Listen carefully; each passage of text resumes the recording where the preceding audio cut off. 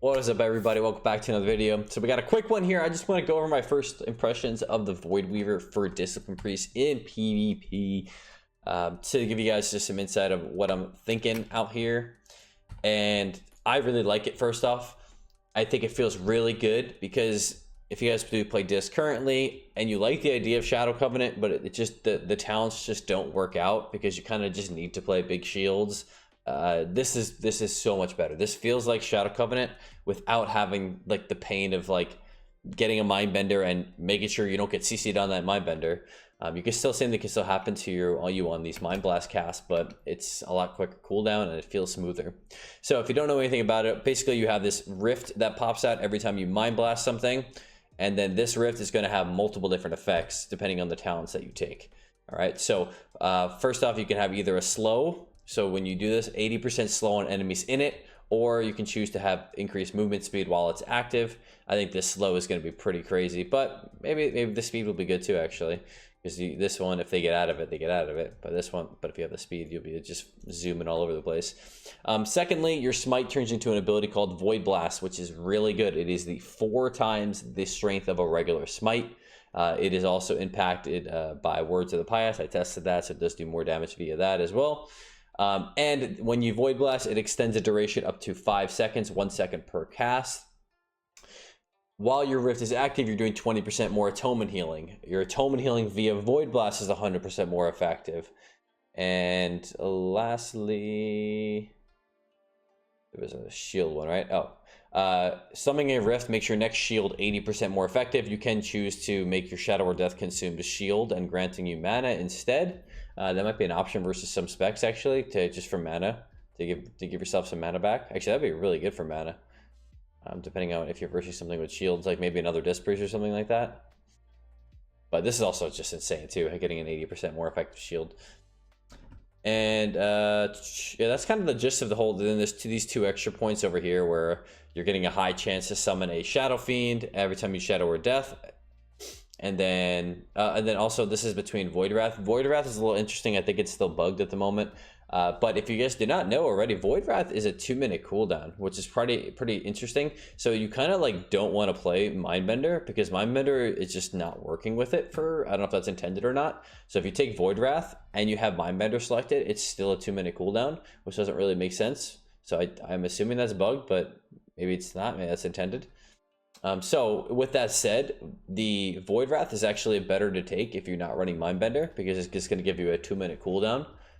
But if you were playing Mindbender, you would not want to play Void Wrath. You want to play Depth of Shadows, which makes more sense because you are going to be Shadow or Deathing more for the Torment procs.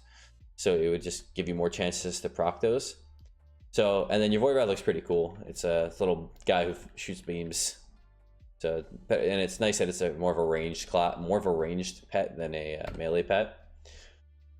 And then lastly, each time you penance, the size of it grows. So you know, in the end, you're gonna be mind blasting on cooldown. After you mind blast, you're gonna want to penance to make it larger, and then Void Blast as many times as you can, at minimum of 5 times, or it takes 5, and then you get your penance back anyway. So if you can get that whole little window going, and at that point, you just it's gonna end up just falling off. And then you just do it again in the next, you know, if you have a lot of good uptime with it, it's only gonna be about 5 seconds till you can do that again. And yeah, long story short, your atonement healing is fucking ridiculous. I don't know, you know, if it's bugged. Like, just look at the healing on this thing. If I lost my thing, of course.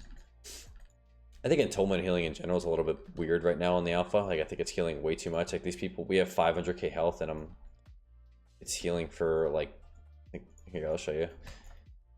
Mind Blast, 156k, 100k procs, 300k on Void Blast.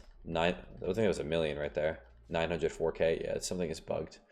But yeah, in general, it feels really smooth. Like it feels like exactly how I said. It feels like Shadow Covenant without having to play Shadow Covenant. So you can play the builds that people play currently. If you play like the normal shield build, you can play that, but also have a lot better atonement. Like the atonement, it's obviously overtuned now, but just like the little things of atonement healing in general, 20% higher during it, and then 100% increase on those Void Blasts. If you're able to get those Void Blasts off, it's going to be monstrous, and it's going to be so much healing. and on top of the damage that you're going to be getting out, and these monster shields as well. So you're getting 80% stronger shields after your next shield after you use a Void Primer is setting 100% stronger. So and then also just another side note, Mind Games is a PP talent.